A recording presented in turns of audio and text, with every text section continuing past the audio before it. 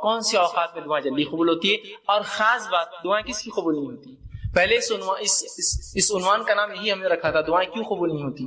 پھر پہلے میں نے کہا بہت چھوٹا عنوان ہو جائیں گے، ذرا وسعت لاتے ہیں، دعا مومن کا دیا. انشاءاللہ یہ عنوان آئے گا. بہت سے لوگوں کو دعا قبول نہیں ہو رہی، کہاں سے ہوں گی؟ دعائیں کی شرائط میں تو اترو، پہلے کنڈیشن تو لاگو کرو. ٹھیک ہے، تو آئیے دعا کی فضیلت کیا ہے. میں نے کچھ تو باتیں رکھی اور رکھ دیتا ہوں. دعا آپ صلی اللہ علیہ وسلم فرمایا عبادت ہے، جامع ترمذی کی روایت. اسی طرح اللہ سے دعا مانگنے والا جو ہے بڑی عظمت والا عمل ہے. اللہ سے دعا مانگنا عظمت والا عمل ہے. ترمذی کی روایت ہے، آپ صلی اللہ علیہ وسلم فرمایا کہ دعا سے زیادہ عظمت والا کوئی عمل اللہ کے نزدیک نہیں ہے. دعا کرنا بہت عظمت والا عمل ہے، اور اس سے زیادہ عظمت والا اللہ کے نزدیک کوئی عمل نہیں. اسی طرح دعا تقدیر بدل سکتی ہے. آپ صلی اللہ علیہ وسلم نے فرمایا، یہ بھی جامع ترمذی کی روایت، آپ نے فرمایا اگر کوئی چیز تقدیر کو بدل سکتی ہے تو وہ دعا ہے.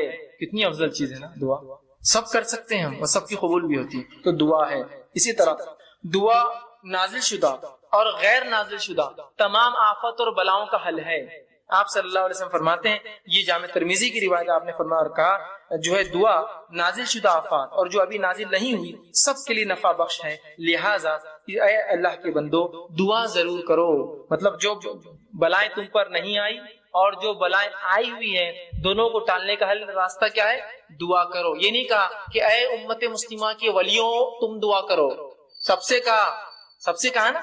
اگر خاص ہوتی دعا کہ اللہ گناہ گار کی نہیں سنتا تو کہتے نا کہ اے امت مسلمہ کے نیک لوگوں تم دعا کرو، اس لیے کہ جو بلا اتری ہے اور جو اترنے والی ہے وہ سے ٹل جاتی ہے. نہیں کہا نا تم سب دعا کرو. ٹھیک ہے، ہم سب سے کہا. اسی طرح دعا کرنے والے کو اللہ کبھی محروم نہیں رکھتے. دعا کے لیے ہاتھ اٹھانا یہ مسنون ہے، سنت طریقہ. یاد رکھیے آپ ہاتھ اٹھانا چاہیے دعا کے لیے، لیکن ہاتھ بہت لمبے لمبے نہیں پھیلانا، سوائے اس کے کہ آپ صلی اللہ علیہ وسلم عموماً جب ہاتھ اٹھاتے تو ہاتھ نزدیک ہوتے، ملے ہوئے ہوتے. حدیث میں آتا ہے ہاتھ ملے ہوئے ہوتے. ٹھیک ہے، اور جب آپ اشد بہت شدت ہوتی تو ہاتھ کو دور نہیں کرتے. وہاں پر شدت کی دعا تو ہاتھ کھلتے جاتا ہو. جب آپ شدت سے دعا کرتے تو ہاتھ اوپر کی طرف جاتے. جتنی شدت ہوتی دعا ہوتی کہ بدر میں آپ نے ہاتھ اتنے اوپر کیے تھے کہ آپ کے بغل نظر آ رہے، اور بارش نماز استسقاء میں آپ اتنے اوپر ہاتھ کرتے الٹے کرتے کہ آپ کا بغل نظر آتا. تو دعا کی شدت جتنی زیادہ ہوں گی آپ ہاتھ اتنے اوپر اٹھائیں گے اللہ کی طرف، اوپر کی طرف. یہ عاجزی کی علامت ہے. اور ظاہر سی بات ہے بندہ ہاتھ اٹھا رہا ہے مطلب کچھ مانگ رہا ہے، ایک بھکاری کی حیثیت سے کھڑا ہے. ٹھیک ہے، عاجزی کی علامت ہے. میں یہ بھی نہیں کہوں گا کہ ہاتھ کھلے رکھنے دعا نیچے گر جاتی ہے، ایسا نہیں ہے. یہ سب اللہ کا غائب کا معاملہ ہے، لیکن ہاتھ ملانا چاہیے اور ہاتھوں کو آپ اس کی شدت کے اعتبار سے کیجیے، اور قبلے رخ ہونا بھی یہ سنت ہے. یاد ہے. ٹھیک ہے، تو آپ صلی اللہ علیہ وسلم فرمایا دعا کے لیے ہاتھ اٹھانا مسنون ہے، اور دعا جب کرتا ہے بندہ محروم. ابن ماجہ کی روایت آپ نے فرمایا اور کہا تمہارا رب بڑا حیا کرنے والا ہے اور بڑا سخی ہے، بہت دینے والا ہے. اس کو ایک تو شرم بہت آتی اور بہت سخی ہے، بہت دینے والا ہے. تو لہٰذا جب بندہ اس کے حضور میں ہاتھ اٹھاتا ہے تو اللہ کو شرم آتی ہے، میں کیسے نہیں دوں گا اس کو. ایک بے مطلب بہت حیا آتی ہے اس کو کہ کوئی اس کے در پر آئے مانگے اور وہ بخالی ہاتھ چھوڑے. تو اللہ کے رسول نے جب بندہ ہاتھ اٹھاتا ہے تو اللہ بڑا حیا دار ہے، بڑا سخی دینے والا ہے. تو اس کو شرم آتی ہے، حیا آتی ہے کہ اس بندے نے جس نے ہاتھ اٹھایا اس کو خالی کیسے جانے. تو کچھ نہ کچھ ضرور ڈالتا ہے آپ کی جھولی میں. یاد ہے، یا تو چیز کے بدلے چیز، دعا کے بدلے اس کے بدلے آخرت میں ثواب، یا اس کے بدلے ایک مصیبت ڈالتا ہے، اس لیے کہ اس کو حیا آتی ہے آپ کو لوٹانے کے اندر. ٹھیک ہے، تو ہاتھ اٹھانا ہماری سنت ہے اور اللہ تو. اسی طرح جو ہے دعا کے تعلق سے بات آتی ہے، اس کے کچھ آداب ہیں، ان آداب کا بھی لحاظ رکھیں. ان آداب کا ہم لحاظ نہیں رکھیں گے تو ہو سکتا ہے دعا جو آپ کہتے ہیں قبول نہیں ہو رہی ہے، ہم کو لگ رہا ہے اس کا ہو سکتا ہے. آئیے سنیے دعا مانگنے کے لیے جو ادب رکھنا ہے. جامع ترمذی کی روایت ہے، ایک شخص آیا، 2 رکعت نماز پڑھی، نماز کے بعد اس نے دعا کی اے اللہ میری مغفرت کر، مجھ پر رحم کر، اور اس کے بعد چلا گیا. آپ نے کہا اس کی قبول نہیں ہوئی. صحابہ نے کہا اس کی قبول نہیں کیوں؟ تو آپ نے فرمایا جب دعا کرو تو سب سے پہلے اللہ کی حمد و ثنا کرو، تعریف بڑائی بیان کیجیے اللہ کی. سورہ فاتحہ ہے، سورہ اخلاص ہے، اللہ کی حمد و ثنا. اس کے بعد مجھ پر درود بھیجو، اور اس کے بعد اپنی حاجت رکھو. تو دوسرے صحابی نے سن لیا، فوراً گئے، نماز پڑھی، اس کے بعد الحمد ثنا کی اور رسول اللہ صلی اللہ علیہ وسلم پہ درود بھیجا، اور اس کے بعد جو ہے اپنی دعا کہ اللہ کے رسول نے فرمایا اس کی قبول ہوئی. یہ ادب ہے دعا کا. یاد رکھیے یہی کوئی ضروری نہیں کہ آپ جلدی میں ہو، مصیبت میں تو آپ سیدھے پکارے اللہ کو، لیکن جب آپ اطمینان سے دعا کر رہے ہیں تو ضرور اس ادب کا لحاظ رکھیے کہ پہلے اللہ کی حمد و ثنا، نبی اکرم صلی اللہ علیہ وسلم پر درود، اپنی حاجت اس کی بات رکھیے، اور اس کے اندر بالخصوص اپنی مغفرت کے ساتھ شروع کیجیے. اللہ میری مغفرت، اس کے بعد میرے فلاں. ٹھیک. اسی طرح دعا جامع ہو، کم الفاظ والی ہو، اور 2 ٹوک ہو، ڈائریکٹ ٹو پوائنٹ ہو. جامع سمجھتے آپ، کم الفاظ والی.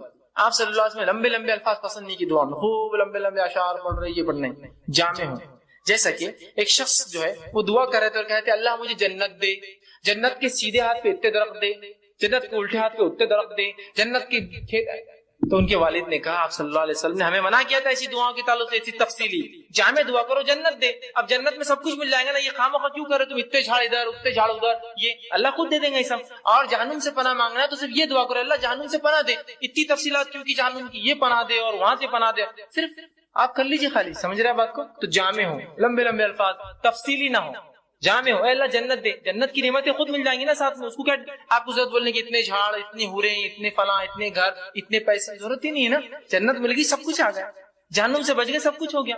اتنا کیونکہ اللہ جہنم کی وہ حصے سے نجات دے اور وہ حصے سے نجات دے اور وہ حصے سے، خالی آپ بول دیجیے بس، بات سمجھ رہے آپ؟ ٹھیک ہے، جامع ہو اور دو ٹوک یہ دعا کوئی نہ کرے اللہ تو بہتر سمجھے تو دے، یہ دعا درست نہیں۔ کیوں؟ اللہ پہ کوئی اتھارٹی ہے کہ جو بہتر سمجھے گا اور نہیں سمجھے گا؟ اس کے پاس تو پوری ملکیت ہے، وہ تو دے ہی سکتا ہے۔ آپ مانگیے کیا مانگنا ہے آپ کو، بولیے اپنے ڈور اللہ یہ چیز مجھے خیر ہے تو دے دے، ختم۔ تو چاہے تو دے دے، یہ کوئی آپشن نہیں۔ اللہ کے اوپر کیا کوئی باس ہے اس کا جو اس کو وہ کرے گا کہ تو چاہے تو مطلب وہ کسی سے پوچھے؟ ڈائریکٹ آپ دو ٹوک الفاظ میں کیجیے اللہ یہ چیز خیر ہو تو دے دے، بس ختم۔ دو ٹوک ہو، مضبوط الفاظ ہو، جامع الفاظ ہو، کم الفاظ ہو اور اپ ٹو دا پوائنٹ ہو دعا اپنی۔ اور یہ نہیں کہ اللہ کو آپشنز کے ساتھ تو خیر سے تو بہتر سمجھے تو دے، بلکہ آپ نے کہا سیدھے اپ ٹو دا پوائنٹ، آپ کہے اللہ اگر خیر ہو تو یہ چیز مجھے دے دے، شر ہو تو اس سے محفوظ، ختم ہو۔ دو ٹوک الفاظ میں کہے، یہ نہ کہے، صحیح بخاری کی روایت یہ نہ کہے کہ جو اللہ تو چاہے تو، بلکہ اللہ کے اوپر کوئی بڑا نہیں، اس کا حاکم نہیں ہے کوئی، وہ خود سنتا ہے، لہٰذا دو ٹوک الفاظ میں دعا کرو۔ اسی طرح دعا مانگتے ہوئے دعا کی قبولیت کا آپ کو یقین رکھنا ہوگا دل میں۔ جب آپ شک سے دعا کریں گے نا، ہوتی نہیں ہوتی چلو کر لیں گے، لیکن اب دعا نہیں ہوتی قبول آپ کی، اب نہیں ہوتی، چونکہ آپ ایسی بارگاہ میں جا رہے ہیں جو اتنا غنی ہے، جو کسی کو لوٹاتا نہیں ہے، اور وہاں جاتے وقت فقیر یہ سوچے کہ ملے گا نہیں ملے گا، چلو مانگ لیتے ہیں، پھر نہیں ملتا۔ مانگنے والے کو بالکل ڈٹ کر جانا چاہیے کہ اس دربار سے کوئی واپس نہیں جاتا، یہاں تو بھر دے جھولی کس کس سے چالو ہے، تو رب کس کو کیسے وہ کریں گے، وہ تو دینے ہی والا ہے۔ تو آپ یقین کریں کہ دعا قبول ہونے والی میری، وہ تین شکلوں میں، وہ یاد رکھیں ہمیشہ، اور پھر دو ٹوک الفاظ میں کیجیے، یقین کے ساتھ کیجیے اللہ قبول کریں گا، اور دعا پوری توجہ اور یکسوئی سے کیجیے، دعا میں خشوع ہو، جیسا نماز، روزہ، زکوٰۃ، حج، ذکر و اذکار، تلاوت قرآن میں خشوع، تو اسی طرح خشوع ہو۔ یہ نہیں کہ آپ بہت سے لوگ دعا کرتے ہیں ہاتھ چالو ہے، کچھ تو بھی چل رہا ہے، بس مطلب کوئی ان کو دعا میں خشوع نہیں، بس ہو رہی ہاں آمین چل رہا ہے معاملہ۔ خشوع کے ساتھ، عاجزی، انکساری کے ساتھ، یکسوئی کے ساتھ۔ یہ جامع ترمذی کی روایت، آپ نے فرمایا اللہ تعالیٰ سے قبولیت کے مکمل یقین کے ساتھ دعا کرو، اور یاد رکھو اللہ تعالیٰ غافل اور بے دھیان دل کی دعا نہیں سنتا اور قبول نہیں کرتا۔ غافل بے دھیان دل بس کر رہے اللہ بس میرے والدین کو فلاں کر دے، یہ غافل ہے، آپ ادھر دیکھ رہے ادھر دیکھ رہے، یہ کام کیسا چل رہا، وہ کیسا ہو رہا، مسجد میں کیا کیا ہو رہا، گھر میں کیا کیا ہو رہا ہے نا، تو پھر دعا قبول نہیں ہوتی، یاد رکھیے۔ اسی طرح دعا کے ادب میں یہ ادب بھی ہے، دعا مانگنے سے قبل اپنے گناہوں کا اعتراف کیجیے اللہ کے سامنے۔ یہ حاکم کی روایت ہے، آپ صلی اللہ علیہ وسلم فرمایا جب بھی تم اللہ سے دعا مانگو تو اپنے گناہوں کو پہلے اقرار کرو، اللہ میں گناہ گار ہوں، میں خطا کار ہوں، مجھ سے گناہ اور خطا ہوئے، لیکن تو میرا رب ہے، اس گناہ اور خطاؤں کے بعد بھی مجھے یقین ہے تو میری دعا سنے۔ تو اپنی گناہوں کا اعتراف کیجیے اور پھر اپنی حاجت مسائل اس کے سامنے رکھیں، ٹھیک ہے؟ تو گناہوں کا اعتراف بھی ضروری ہے، ٹھیک۔ اسی طرح خاص دعاؤں کے لیے آپ 3 بار بھی دہرا سکتے ہیں، خاص دعاؤں کے لیے اسپیشل جو آپ کی دعائیں ہوں کچھ تو آپ 3 بار دہرائیے، اس کی سنت ہے، یہ اس کا ادب بھی ہے۔ آپ صلی اللہ علیہ وسلم کے ساتھ ابن ماجہ کی روایت ہے، آپ نے جنت طلب کی اور جہنم سے پناہ مانگا 3 بار کا، اللہم اسألک الجنۃ ونعوذ بک من النار، 3 بار کا۔ یہ تو بہت اہم دعا ہے نا، جنت پانے کی، جہنم سے بچنے کی۔ تو اس سے پتا چلا آپ ایسی دعاؤں کو جو بڑی اہمیت کی ہے 3 بار دہرانا، اللہ میری مغفرت کر، اللہ میری مغفرت کر، یہ امپورٹنس کے لیے، اور یہ سنت ہے۔ آپ سے جب بھی کوئی اہم دعا کرتے 3 مرتبہ الفاظ، جیسے عثمان ابن عفان کو دعا دی تھی 3 بار کی تھی، ایک سے امپورٹنٹ تھا نا، اس لیے کہ جنگ تبوک میں مال لا کے دیا جب کوئی دے نہیں رہا تھا، ٹھیک ہے، 3 بار۔ اسی طرح یہ ابن ماجہ کی روایت، اسی طرح جو ہے جامع ترمذی کی روایت، آپ نے فرمایا اور کہا کسی دوسرے کے لیے دعا مانگنے والے کو پہلے اپنے لیے دعا کرنی چاہیے، پھر دوسرے کے لیے مانگنا چاہیے۔ اگر کوئی آپ سے کہا بھائی میرے لیے دعا کیجیے تو آپ صلی اللہ علیہ وسلم فرمایا پہلے اپنے لیے مانگ اور پھر اس کے لیے وہ چیز مانگ، اس لیے کہ پہلا محتاج تو وہی ہے جو مانگ رہا ہے، اور پھر وہ ہے جس نے مانگنے کا کہا۔ جب بھی کوئی آپ سے دعا کہے تو ضرور اپنے لیے مانگیے پہلے، اور پھر اس سامنے والے کے لیے دعا کیجیے۔ اسی طرح جو یہ ابو داؤد کی روایت، آپ صلی اللہ علیہ وسلم فرمایا کہ دعا جو ہے جامع ٹھوس الفاظ لیکن زیادہ معنی والوں سے دعا مانگنی چاہیے، مطلب تھوڑے ہو، ٹھوس ہو، مضبوط ہو، اور زیادہ اس کا معنی اس کے ساتھ کرنا چاہیے۔ اسی طرح ہاتھ اٹھائے بغیر بھی دعا کرنا جائز ہے، لیکن ہاتھ اٹھانا سنت اور ادب ہے۔ ہاتھ اٹھائے بغیر بھی کر سکتے ہیں، جیسے کہ آپ صلی اللہ علیہ وسلم نے نماز کے اندر تشہد کے اندر دعائیں کی، اس میں ہاتھ تھوڑی اٹھا سکتا ہے نماز کے تشہد میں، نماز کی مختلف ارکان میں، تو بغیر ہاتھ اٹھائے کی، تو بغیر ہاتھ اٹھائے کی بھی کر سکتے ہیں، ہاتھ اٹھا کے بھی کر سکتے ہیں۔ اسی طرح جو ہے دعا سننے والے کے لیے آخر میں آمین کہنا چاہیے، جو دعا سنے، جب کوئی دعا کرے آپ سن رہے ہیں تو آمین کہنا چاہیے، اس لیے کہ آمین کہنا یہ جو ہے اے اللہ قبول کر کے معنی میں ہے۔ صحیح مسلم کی روایت ہے، آپ نے فرمایا جب بندہ اللہ سے دعا کرتا ہے تو فرشتے آمین کہتے ہیں، اس کے لیے وہ دعا کر کے آمین کہتے ہیں، تو پتہ چلا فرشتے دعا پر آمین کہتے ہیں، مطلب ہم لوگ بھی جب دعا کوئی کرے تو آمین کہنا چاہیے اس کے اوپر، لیکن دعا گناہ کی نہ ہو اور خطے تعلق کی نہ ہو، یہ دو دعاؤں پہ نہیں کہنا چاہیے، کیونکہ یہ دونوں دعائیں مانگنا غلط بھی، اللہ قبول بھی نہیں کرتا، کہ گناہ کی کوئی دعا یا خطے تعلق، ایسا کوئی دعا کرا اللہ لڑکی کے لیے بھاگنا آسان کر دے، دوسرے لوگ کرتے ہیں نا ایسی دعائیں، ہوتے ہیں نا ایسی دعائیں، تو بہرحال نوجوان اس لیے بول رہا ہوں تو یہ دعائیں نہیں قبول ہوتی، یہ تو گناہ کی ہے نا۔ آپ ایسی دعا اللہ سے کرتے ہیں اللہ میرے کو شراب کی نعمت عطا فرما، ہے نا، میرے لیے جوا چرس گانجا یہ سب آسان کر،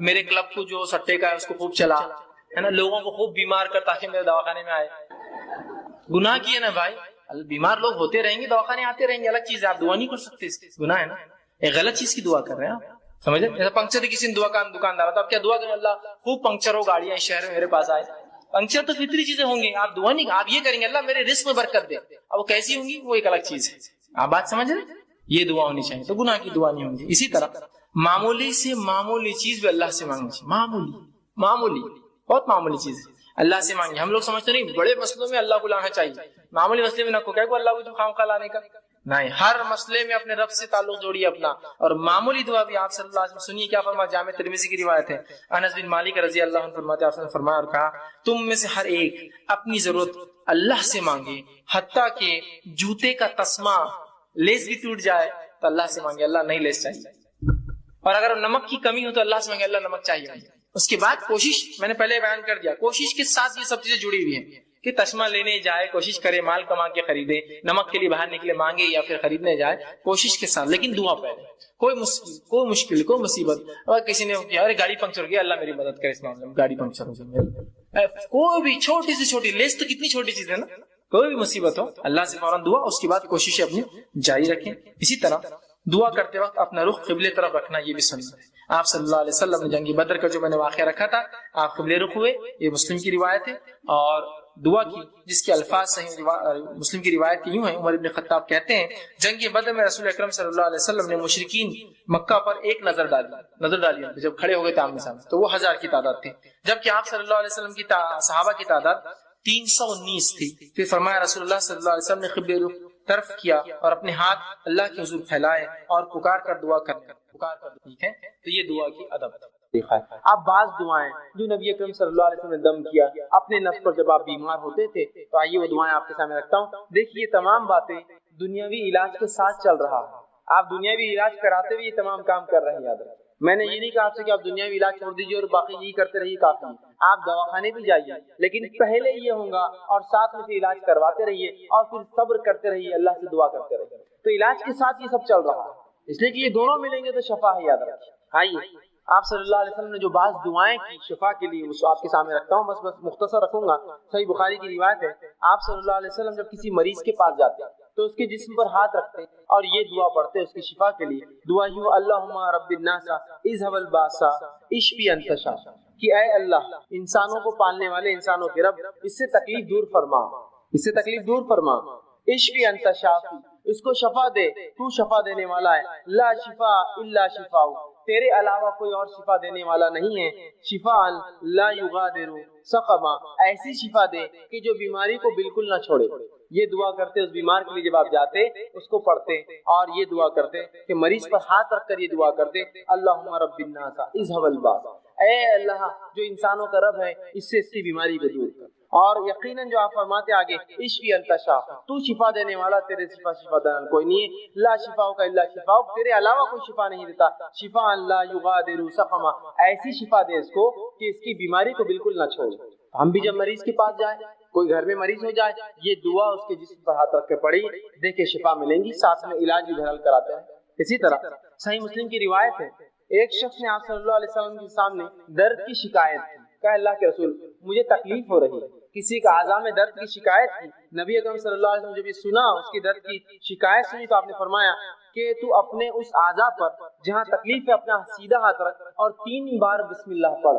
پیٹ دکھ رہا ہے، پیر دکھ رہا ہے، اچانک سر میں درد شروع ہوا، پتہ نہیں لوگ کیا کیا کرواتے ہیں. سنت یہ ہے کہ ہاتھ رکھو اور 3 مرتبہ آپ نے فرمایا بسم اللہ پڑھ، اور اس کے بعد آپ نے فرمایا اور کہا کہ 7 مرتبہ پھر یہ پڑھ.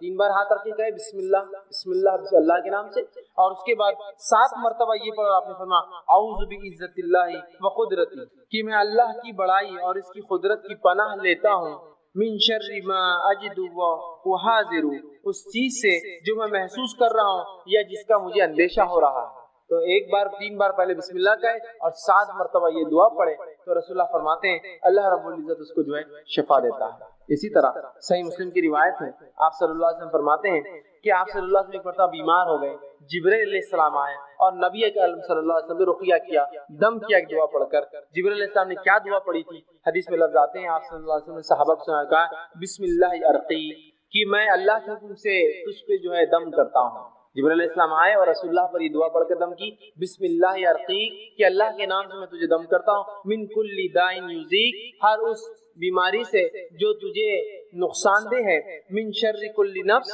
اور ہر نفس کے شر سے اللہ تجھے محفوظ رکھے، وعین حاسد، اور ہر نظر لگانے والے کی نظر بد سے تیری حفاظت کرے، اللہ یشفیک، اللہ تیری جو ہے تجھے شفا دے، بسم اللہ ارقی، میں اللہ کے حکم سے تجھ کو جو ہے دم کرتا ہوں. یہ دعا جبرائیل علیہ السلام نے نبی اکرم صلی اللہ علیہ وسلم پر دم. اسی طرح معوذتین آپ پڑھ سکتے، اسی طرح سورہ جو ہے فاتحہ پڑھ کر ہم دم کر سکتے ہیں. یہ تمام کے بڑے فضائل آتے ہیں. یاد رکھیں ہم نے یہ تمام چیزیں بہرحال آج چھوڑ دی، اور ایسی تمام وہ دعائیں جو قرآن سے اور سنت نبوی سے ثابت ہے آپ پڑھ سکتے ہیں. میں نے تو 2-4 نمونے کے طور پر رکھے. یہ اگر پڑھ کر ہم کریں گے تو آپ دیکھیے جہاں دوا سے بھی علاج کا کچھ حصہ ہو رہا ہے، وہیں یہ دعائیں بہت حد تک نفسیاتی طور سے ہمیں جو مرض سے دور کر دیں گی، یا کم از کم بیماری ختم نہ بھی ہو تو ہم ایک مضبوط ایک مومن بنے رہیں گے. ہم آہو بکا نہیں کریں گے، تقدیر کو کوسیں گے نہیں، اللہ کو برا بھلا نہیں کہیں گے، اللہ سے بدگمانی نہیں کریں گے کہ ہمیں بیمار ہونا تھا کہ اللہ ہمارا ہی گھر ملا تھا کیا معیش ملا تھا کیا. کم از کم یہ تسلی رہیں گی انسان کو، نفسیاتی وہ مضبوط اور قوی رہیں گا، چاہے جسمانی اعتبار سے کتنا لاغر اور بیمار ہو چکا ہو. تو یہ دعائیں بڑی اہمیت رکھتی ہیں. اسی تو حاجت کو پوری کرانے کا میں بتا رہا ہوں 2 رکعت، اس کے بعد اللہ سے مانگنے کے ادب بھی بتائے تو ہم نہیں ہے کہ بتائے تو ادب کیا ہے، ادب بھی ہم بھول جاتے ہیں. آپ سے دیکھا ایک شخص آیا، اس نے 2 رکعت نماز، اس کے بعد اس نے دعا مانگی اور چلے گیا. آپ نے پھر ایک شخص آیا، 2 رکعت نماز پڑھی، اس کے بعد اللہ کی حمد و ثنا کی، اللہ کے رسول پر درود بھیجا، پھر دعا کی. آپ نے دعاؤں کے آداب کیا ہے؟ نماز پڑھا آپ نے، اس کے بعد سب سے پہلے اللہ کی حمد و ثنا. جب اللہ کی حمد و ثنا کیا ہے؟ کوئی بھی صرف فاتحہ سورہ اخلاص پڑھی حمد و ثنا ہے، تعریف کیجیے اللہ کی، آیت الکرسی پڑھی حمد و ثنا ہے، خاص الفاظ کوئی ثابت ہے رسول اللہ جو پڑھ ہوگی حمد. رسول پر درود کیا ہے؟ اللہم صلی علی محمد، درود ابراہیم پڑھ، پھر کہیے اپنی دعا ہے سلام، ایسی دعا کی. اور اس میں بھی یہ دعا کیا کیجیے ہمیشہ، ورنہ ایسا نہ ہو کہ ہم اپنے بد دعائیں اپنے لیے مانگے، اللہ میرے لیے خیر و بہتر ہو، اس دین کے میرے معاش کے لیے اور میری آخرت کے لیے تو قبول کر. اس میں بھی اگر آپ جلبازی کریں اللہ یہ ہونا چاہیے، کبھی کبھار دعا کی شکل میں بد دعا مانگتے ہیں اپنے لیے تو ہم سمجھ رہے یہ بہتر ہے، کل کو پتا چلا نقصان دیتی. ایسی دعا کیجیے اللہ اگر میرے دین کی معاش کے لیے آخرت کے لیے عافیت ہو، اچھا ہو تو نزدیک کر، مجھے اس سے نزدیک کر، یا اگر میرے دین اور معاش اور آخرت کے لیے برا ہو تو اسی دعا کی. ورنہ کبھی کو ہم دعائیں تو مانگتے اللہ کو لیکن درجے تو بد دعائیں رہتی، ہم کو تو نہیں معلوم ہے اچھا ہے برا، بس مانگ رہے یہی چھوڑ، جب دے دیتا ہے تو پھر بولتے ہیں تو آپ نے ضد ایسے آپ انداز صلی اللہ علیہ وسلم. اس کے ادب کیا ہے؟ اللہ کی حمد و ثنا، رسول اللہ پہ درود اور عزت کا، پھر اللہ کا رکھنا اور اللہ کو اس معاملے میں سپرد کر دینا. تو بہتر جانتا ہے، میں تو مانگ رہا ہوں، بہتر ہے مجھے دے دے، اگر میرے لیے بہتر نہیں تو دور کر دے. اور دعاؤں کو پکے الفاظ میں، یہ بھی ہم سے غلطیاں ہوتی ہیں. رسول اللہ فرماتے دعاؤں کو پکے الفاظ میں، اے اللہ تو یہ چاہے تو ایسا کر دے، نہیں مانگنا. اللہ کو اس کے اوپر کون ہے جو اس کو چاہیں گا؟ اللہ کے اوپر کو اتھارٹی جو تو چاہیں گا تو اس کی، اللہ اگر بہتر ہے تو یہ میرے لیے کر دے. پکے الفاظ سمجھے، رسول اللہ فرمایا دعائیں پکے الفاظ میں کیا کرو، کچے الفاظ اے اللہ اگر تو بہتر سمجھے تو کر دے. کیوں؟ اللہ کو معلوم ہے کیا بتا، اگر اللہ بہتر ہو تو کر دے، تو بہتر سمجھے تو کر دے، کیوں؟ بہتر ہو تو کر دے، بہتر نہیں ہے تو پکا الفاظ، کچے الفاظ میں ادا کیجیے، ایسے الفاظ میں جو ڈاماڈول والے ہو. تو اللہ کے اوپر رسول اللہ فرماتے تو حاکم تھوڑی جو طے کریں گے تو چاہے تو، چاہت کیا ہے اللہ تو سمجھے بہتر تو کر دے، نہیں سمجھے بہتر تو برا ہے تو دور کر دے. دعائیں پکے الفاظ میں کرو، یہ مت کہا کرو تو چاہے تو فلاں تو چاہے تو اللہ کے اوپر کوئی تھوڑی اتھارٹی ہے جو اس کی چاہت اور نہیں چاہت. پکے الفاظ میں اللہ بہتر ہو تو کر دے، نہیں بہتر ہے تو دور کر دے، ایک دم بہترین پکے الفاظ، کچے الفاظ. ٹھیک، تو یہ بھی دعاؤں کی بہرحال سے اعمال کی طرف آگے بڑھنا چاہیے. اب آئیے وہ کیا اعمال ہیں جن اعمال کے کرنے سے اللہ رب العزت کی یہ مخلوق نازل ہوتی ہے، اترتی ہے، آتی ہے، گواہ بنتی ہے، دیکھتی ہے، لکھتی ہے اور رب العزت کو جا کر رپورٹ پیش کر دیتی ہے کہ تیرے بندوں کو فلاں فلاں ہم نے پایا، حالانکہ اللہ تعالیٰ کو کسی چیز کی ضرورت نہیں ہے، اللہ تعالیٰ مکمل طور سے جانتا ہے کہ بندے کیا کرتے ہیں اور کب کرتے ہیں، پھر بھی اللہ رب العزت نے چونکہ انہیں ہم پر گواہ بنا دیا ہے، یہ آ کر اللہ کو رپورٹ دیتے ہیں۔ تو آئیے چند اعمال، میں یقیناً آج پورے وہ اعمال نہیں رکھ سکوں گا جن اعمال کی وجہ سے یا بدولت فرشتے اترتے ہیں، لیکن انشاءاللہ ان میں سے کچھ اعمال ضرور رکھوں گا، اور جو اعمال میں نے خاص چنے ہیں یہ وہ اعمال ہے جو کرنے میں کوئی بہت محال نہیں، مطلب بہت خطرناک والے اعمال نہیں رکھ رہا ہوں کہ فرشتے فلاں کے لیے آ جائیں گے، یہ وہ اعمال ہے بہت چھوٹے ہیں، چھوٹے سے مراد ہماری مشقت کے اعتبار سے اللہ کے نزدیک بہت بڑے، اس لیے تو فرشتے اتر رہے ہیں، لیکن ہماری مشقت اور تکلیف کے اعتبار سے بہت چھوٹے ہیں، لیکن اللہ کے بعد بہت درجہ رکھتے ہیں، تبھی تو اللہ رب العزت کم مشقت والے اعمال کو اتنی فرشتوں کو نازل کر دیتا ہے۔ تو میں نے ان کے چند اعمال آپ کے سامنے رکھوں گا، لیکن یقیناً یہ پورے اعمال نہیں ہیں، ان اعمالوں میں سے کچھ اعمال ہے جن عمل کے کرنے سے، جن عملوں کے اور نیک عمل کے کرنے سے فرشتے اترتے ہیں، گواہ بنتے ہیں، دیکھتے ہیں، جو کہ برکت کا، رحمت کا، اللہ کی رضا کا اور انشاءاللہ عزیز سفارش کا ذریعہ بھی بنیں گے روز قیامت، ٹھیک ہے، برکت آئیں گی، رحمت آئیں گی، سفارش کریں گے، ٹھیک ہے۔ تو بہرحال آئیے وہ چند اعمال ہم دیکھتے ہیں۔ سب سے پہلا عمل جس عمل کے کرنے سے فرشتے نازل ہوتے ہیں، فرشتے آ جاتے ہیں، وہ عمل کیا ہے؟ ٹھیک، تو سب سے پہلا عمل یہ ہے جس کے کرنے سے انشاءاللہ فرشتے نازل ہوتے ہیں، وہ ہے کہ باوضو سے فرشتے نازل ہوتے۔ سونے کو انسان جا رہا ہے، کیسے سونا ہے؟ وضو کے ساتھ سونا ہے، بہت مشقت کا کام نہیں، سوائے اس وقت اگر پانی نہ ہو تو، ورنہ کوئی مشقت کا کام نہیں، انسان نے وضو کیا، اور آج کل تو الحمدللہ میں سمجھتا ہوں ہیٹر کے ساتھ ساتھ کولر بھی ہوتے ہیں حمام کے اندر، کی ٹھنڈا پانی بھی ہو اگر گرمی زیادہ ہو تو، اور گرم پانی بھی اگر سردی زیادہ ہو تو مشقت کم ہوتی ہے، لیکن ہو سکتا ہے کبھی مشقت ہو یا پانی نہ ملے، تو انسان اگر وضو کر کے سوتا ہے اور اگر اس حدیث کے عمل کے مطابق کہ اس سے تو فرشتے نازل ہوتے ہیں، تو پھر میں سمجھتا ہوں یہ بہت ہی جو ہے نیکی کا اور برکت کا باعث بنتے ہیں، کیونکہ فرشتے ہر کسی کے لیے نہیں آتے، بات یاد رکھیں، یہ بات بھی گھر یاد رکھیں، فرشتے ہر کسی کے لیے نہیں اترتے ہیں، جن سے رب راضی ہوتا ہے، آیت ہم دیکھ چکے، جن سے رب راضی ہوتا ہے انہی کے لیے اترتے ہیں، تو لہٰذا باوضو ہو کر جو شخص سوتا ہے فرشتے اس کے لیے اترتے ہیں اور نازل ہوتے ہیں۔ صحیح الجامع کی روایت ہے، نبی اکرم صلی اللہ علیہ وسلم فرمایا، عبداللہ بن عباس رضی اللہ عنہما اس کے راوی فرماتے اور کہتے ہیں اللہ کے رسول صلی اللہ علیہ وسلم فرمایا اور کہا، ان جسموں کو پاک کرو، ان جسموں کو پاک کرو، صاف کرو، دھو، اس کا معنی ہے پاک کرو، اللہ تعالیٰ تمہیں پاکیزگی عطا فرمائیں گا، اگر جسموں کو پاک کرو گے تو اللہ پاکیزگی اعمال کے اعتبار سے، سوچ اور وچار کے اعتبار سے بھی انشاءاللہ عطا فرمائیں گا۔ اسلام میں پاکیزگی بڑی اہم چیز ہے، اور جب میں پاکیزگی کی بات کر رہا ہوں تو اپنے گھر کے حد تک کی پاکیزگی کی بات نہیں ہو رہی، پاکیزگی اپنے جسم کی، پاکیزگی جو ہم رہتے ہیں اس کی، پاکیزگی ہمارے محلوں کی، پاکیزگی جو ہمارے شہروں کی، اور پاکیزگی ہمارے ملکوں کی۔ ظاہر ہونا چاہیے کہ ہاں یہ مسلمان ہیں اور یہ ایک پاک باز قوم ہے، اس لیے کہ ان کا دین انہیں ہر چیز صاف ستھرائی کا حکم دیتا ہے، اور اسلام اتنا پاکیزہ دین ہے، میں آپ کو کیا بتاؤں کہ نبی اکرم صلی اللہ علیہ وسلم جب کھانے کے لیے جاتے ہیں تو آپ ہاتھ کو دھویا کرتے، ہاتھ کو دھویا کرتے، مطلب کھانے سے پہلے ہاتھ دھونا یہ اتنا اہم عمل ہے، یہ میں اس لیے آپ کو رکھ رہا ہوں کہ دنیا کے اندر یونیسیف کی طرف سے یا ورلڈ ہیلتھ آرگنائز WHO کی طرف سے ایک دن دنیا بھر میں منایا جاتا ہے ہینڈ واشنگ ڈے، تاکہ لوگ عادی ہو ہاتھ دھو چکے، اکثر لوگ بغیر ہاتھ دھو کے کھانا کھاتے ہیں، اور اکثر بیماریوں کی وجہ سائنسی اعتبار سے بغیر ہاتھ دھو کے کھانا کھانا، تو ایک دن ہے پورا سال میں منایا جاتا ہے، صرف ہاتھ دھونا سکھایا جاتا ہے۔ ہمارے دین نے تو سکھا دیا کہ ہمارے ربی تو 5 وقت وضو کے علاوہ، غسل کے علاوہ کھانے سے پہلے ہاتھ دھوتے، اور صفائی پاکیزگی کا تو یہ معاملہ ہے، تو ان جسموں کو پاک کرو، اللہ تمہیں پاکیزگی عطا کرے۔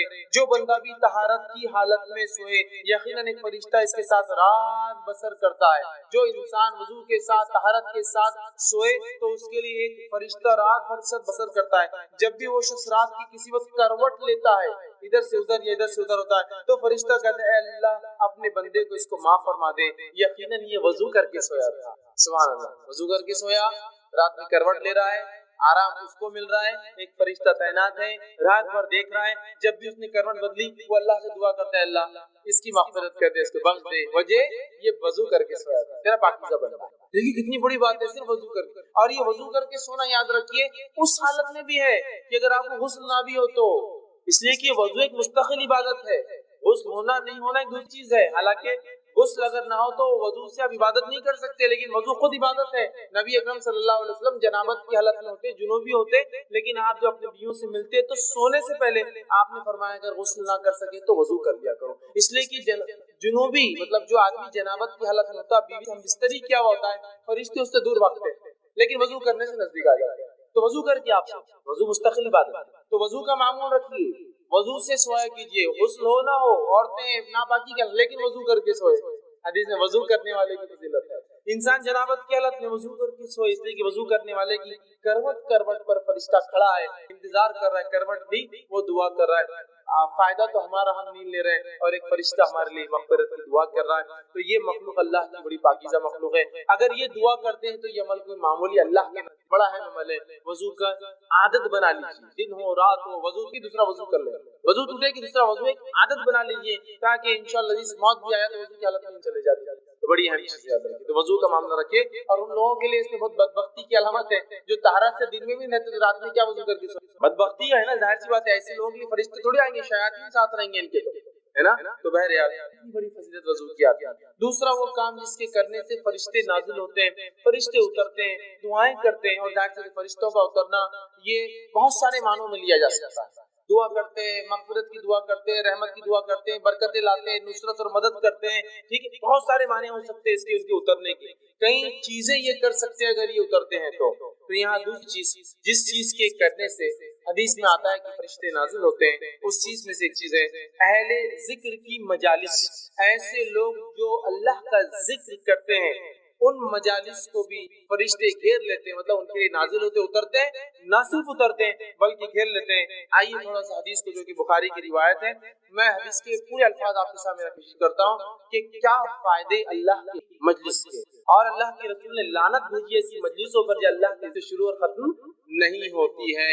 तो आइए सुनिए, बुखारी की रिवायत आपसे फरमाते हैं अल्लाह ताला के कुछ फरिश्ते ऐसे हैं जो जिक्र करने वाली मजलिसों को, मजलिस मतलब कुछ लोग बैठे और अल्लाह के जिक्र से हर मुराद नहीं क्या बैठ के सुभान अल्लाह इंशाअल्लाह माशाअल्लाह कहते रहे, बल्कि इसका माना ये जहाँ भी अल्लाह का जिक्र होता है बात, तो आप फरमाते हैं जिक्र वालों को तलाश करते हुए जो है रास्तों में घूमते फिरते रहते हैं। जब वो किसी ऐसी जमात को, ऐसी मजलिस को पाते हैं जो अल्लाह का जिक्र में मसरूफ होती है, तो वो एक दूसरे को पुकार कर कहते हैं आ जाओ, जो काम के लिए आए थे यहाँ हो रहा है। मतलब फरिश्ते अपनी पेट्रोलिंग पे निकले हुए घूम रहे हैं, तलाश कर रहे हैं लोग। जैसे उनको अपने टारगेट ऑडियंस मिल गया, फौरन कहा चलो सब आ जाओ, इधर एक काम हो रहा है जिसके लिए हम घूम रहे थे। पुकारते और कहते हैं कि इधर आओ, यहाँ तुम्हारी हाजत जो चीज के लिए निकले हैं, तलब की चीजें वो यहाँ है। वो अहले मजलिस को आसमानी दुनिया तक अपने परों से ढाप लेते हैं और इतने जमा होते हैं, इतने जमा होते हैं क्योंकि उनको पर होते हैं, और एक पर एक तहबते पहले आसमान तक चली जाती है उनकी जो है तादाद। इतना घेरते हैं उस मजलिस को कि यहाँ जहाँ जिक्र हो रहा है वहां से लेकर फर्स्ट स्काई तक, पहले आसमान तक बोले मजलिस को अपने परों से ढाक लेते हैं। जब वहां से फारिग होकर जो है अल्लाह के पास जाते, मजलिस खत्म हो गई, वो अल्लाह के पास चले गए अपना काम करके, क्योंकि उनका काम यही होता है सिर्फ जिक्र वालों की मजलिसों को नोट करे और चले जाए। तो वो जो है इन तरफ इनसे पूछता है, हालांकि उसकी सब पता होता है, अल्लाह फिर भी उनसे सवाल करता है, हालांकि अल्लाह को हाजत नहीं, उसे पता है कि क्या हुआ था, सवाल करता है और जो है पूछता है। अल्लाह ताला कहता है मेरे बंदे क्या कह रहे थे, क्या कर रहे थे, क्या कह रहे थे वो? तो फरिश्ते जवाब देते हैं वो तेरी तस्बीह, तकबीर, तहमीद और तमजीद बयान कर रहे थे, तेरी बुजुर्गी, पाकीज़गी, बड़ाई बयान कर रहे थे वो लोग। फिर अल्लाह ताला इनसे पूछता है क्या इन्होंने मुझे देखा है? क्या वो लोग जो मेरे बारे में इतना कुछ कर रहे थे क्या मुझे देखा है? फरिश्ते कहते अल्लाह की कसम उन्होंने तुझे नहीं देखा, अल्लाह तेरी कसम तुझे देखा नहीं उन्होंने, फिर भी करके देखा है। अल्लाह ताला फरमाता है अगर वो मुझे देख ले तो इनका क्या हाल होगा? फिर जब बगैर देखे वो ये सब कर रहे थे अपनी मजलिसों में, तो फरिश्तों अगर मुझे देख ले तो क्या होगा? तो फरिश्ते जवाब देते हैं, फरमाते हैं, फरिश्ते अर्ज करते हैं अगर वो तुझे देख ले तो तेरी इससे भी ज्यादा इबादत करने लगेंगे। अगर देख ले, जब नहीं देखा तो इतनी कर रहे थे, अल्लाह का देख ले तो बहुत करेंगे। आगे ये होता है इससे भी ज्यादा तेरी बुजुर्गी के जो है और इसकी जो बड़ाई बयान करेंगे, पाकीज़गी बयान करेंगे। तो अल्लाह ताला सवाल करता है وہ کیا مانگ رہے تھے؟ کیا مانگ رہے تھے؟ ان کا سوال کیا تھا جو چیز مانگ رہے تھے؟ فرشتے فرماتے جواب دیتے ہیں وہ تجھ سے تیری جنت مانگ رہے تھے. انسان ظاہر سی بات ہے دنیا میں کوئی عمل کیوں کرتا ہے؟ جنت کا متلاشی طلبگار ہوتا ہے. تو وہ تجھ سے تیری جنت مانگ رہے تھے. اللہ تعالیٰ فرماتا ہے اور کہتا ہے کیا انہوں نے میری جنت دیکھی جو مانگ رہے تھے مجھ سے؟ تو فرشتے کہتے ہیں اللہ تیری قسم انہوں نے جنت دیکھی نہیں ہے. اللہ فرماتے ہیں اگر دیکھ لے تو وہ کہتے ہیں اگر وہ جنت دیکھ لے تو کیا ہی حال ہوگا ان کا. مطلب اور بڑھ چڑھ کے کریں گے. اگر ایک انسان کو یہ کہا جائے کہ یہ ملیں گا 10ویں پاس ہو جاؤ تو گاڑی دلائیں گے, گاڑی آئیں گے آتے تو خوشی کی لہر دوڑ اٹھتی. تو اللہ پوچھتا ہے کیا جنت دیکھی ہے کیا انہوں نے؟ تو وہ فرشتے کہتے ہیں اللہ تیری قسم جنت نہیں دیکھی. تو اللہ پوچھتا ہے اگر دیکھ لے تو کیا حال ہوگا ان لوگوں کا؟ تو وہ جو ہے اسے اگر دیکھ لے تو اس کے لیے غیر طلب اور شدید ہو جائیں گے. اللہ اگر تو دکھا دے تو بہت شدت سے وہ اعمال کریں گے جس اعمال کی وجہ سے تو جنت دیتا. بہت شدید طلب ان کی بڑھ جائیں گی اور اس میں ان کی رغبت اور زیادہ ہو جائیں گی. اللہ تعالیٰ پوچھتا ہے وہ کس چیز سے پناہ مانگ رہے تھے؟ چلو مان تو جنت رہتے لیکن کس چیز سے میری پناہ چاہتے تھے؟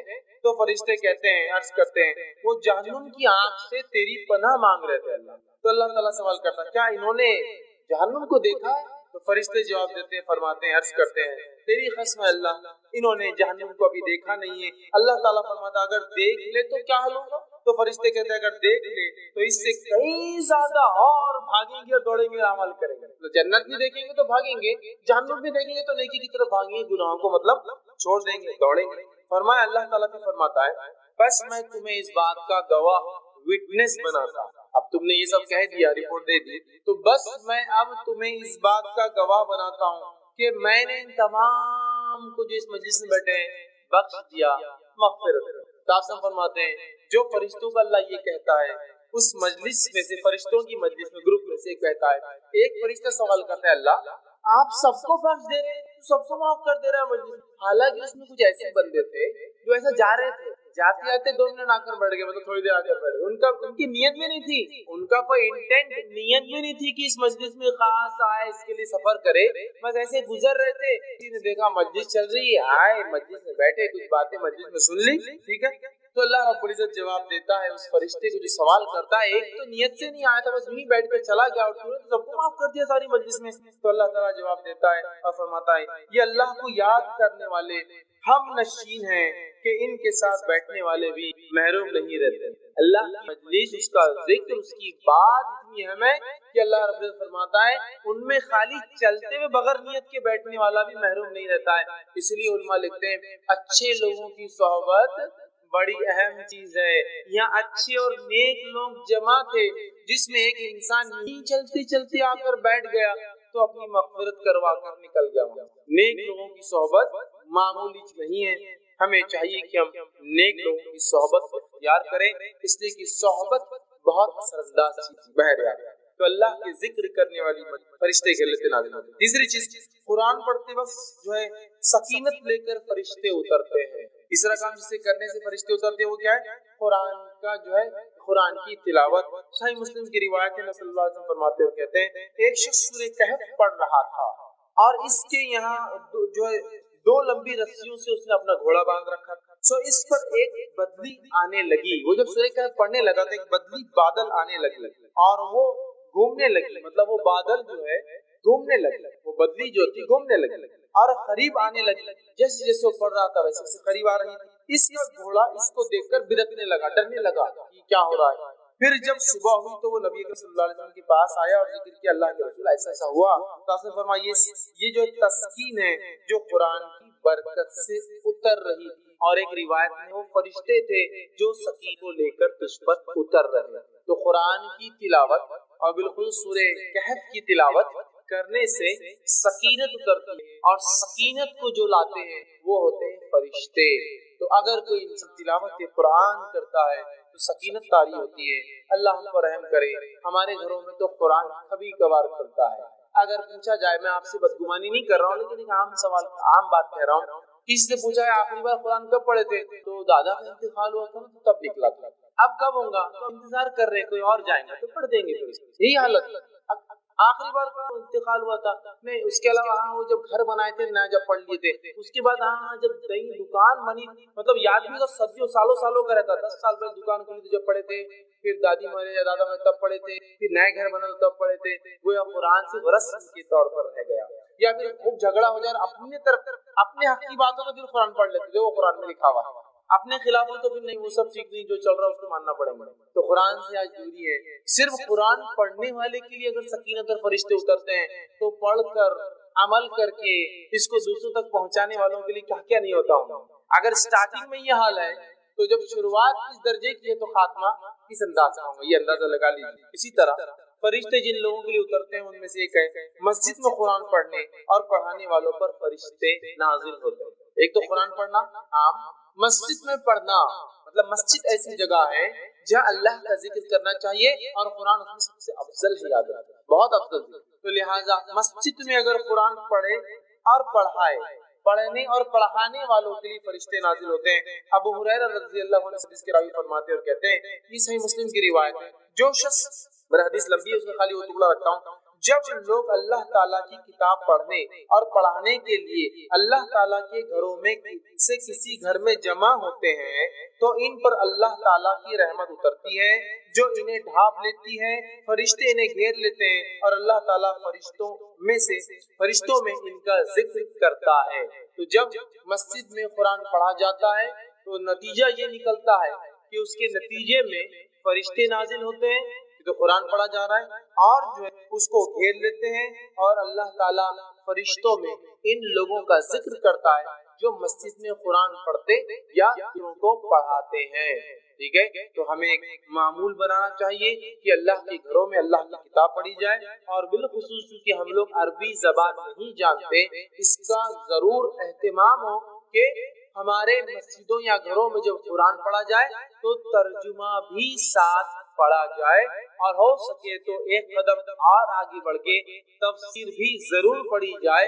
इसमें मैं खुले तौर से कहता हूँ जो बेहतर लगता है पढ़िए, आपकी मैं कोई नाम भी नहीं लेता हूँ, बस अल्लाह की किताब को खोलिए, क्योंकि अल्लाह की किताब की खासियत है। अल्लामा इब्न तैमिया रहमतुल्लाह फरमाते हैं कि जब कोई शख्स कुरान की गलत तफसीर करता है तो अगली आयतें फौरन उसको रद्द कर देती है। तो इसलिए हमारा ईमान और अकीदा है कोई इसकी गलत नहीं कर सकता, जब भी पकड़ा जाता है, और कहीं ना कहीं लोग निकल कर फिर इसकी तरफ आते हैं। मैं कहता हूँ पढ़िए तो आदत तो डालिए ना, तुम जमात के बलबल कौन सा पढ़ना, अरे जो तुमको पसंद है भैया, मैं बोलता भी नहीं, शुरुआत तो करो, पढ़ो तो। नमाज पढ़ो तो कोई ये नहीं बोल सकता नमाज पढ़ो का माना एक्सरसाइज करो, नमाज ही बोलेंगे ना। शुरू तो हो, लगो तो सही इस किताब से, ताल्लुक तो जोड़ो, हक की तरफ पहुंच जाओगे। लेकिन हालत ये किताब टूटी ही सदियों में है। किसी घर में जाके कह दिया जरा कुरान लाओ, तो उतारे कुरान लाओ, बोले तो सीढ़ी लाओ, आप बोलते कुरान लाओ बोल रहे तुम सीढ़ी, वो ऊपर रखा हुआ रहता है ना, वो वहाँ सीढ़ी लगती है उसके लिए, वो तो लैडर के बगैर ऊपर चढ़ भी नहीं सकते हम।